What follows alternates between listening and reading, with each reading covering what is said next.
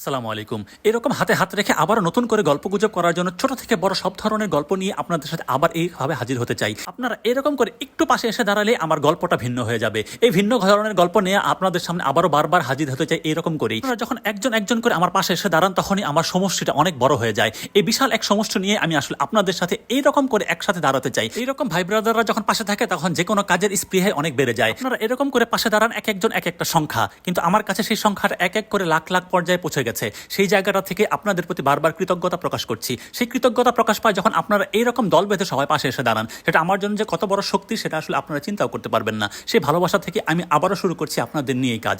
সেই কাজের জায়গাটা সেটা ছোট হোক আর বড় হোক, প্রত্যেকটা জায়গাতেই আমি ঘুরে এসে দাঁড়াতে চাই। সেই দাঁড়ানোটা আসলে এইভাবেই হবে সেটা আমি আশা রেখেছি। তবে আপনাদের এইরকম সারা যে আমি পেয়েছি সেটার জন্য আমি আবারও বারে বারে কৃতজ্ঞতা প্রকাশ করছি। এবারের ঈদটা আমার ভিন্নভাবে কাটলেও কিন্তু গরু পাগলা এই সব পোলাপানগুলিকে আমি অনেক বেশি মিস করেছি। এই জিনিস থেকে আমি আসলে আবারও এই ছোট্ট একটা ভিডিও নিয়ে এসেছি। কিছু গরু না বুঝে এরকম করে লাফালাফি করবে, এটাই স্বাভাবিক। তবে কিছু গরু ঠান্ডা হয়ে থাকবে, কিছুটা আসলে এরকম করে দুর্দান্ত দৌড়দৌড়ির মধ্যে দিয়ে গুতাগুতি থাকবেই। তবে আমরা যদি এরকম করে ভালো থাকি, সেই ভালো থাকাটার মধ্যেই মূলত আনন্দ। আমি বিশ্বাস রাখি এভাবেই আপনারা আমার পাশে থাকবেন। এরে ভাই এমনে চানকে।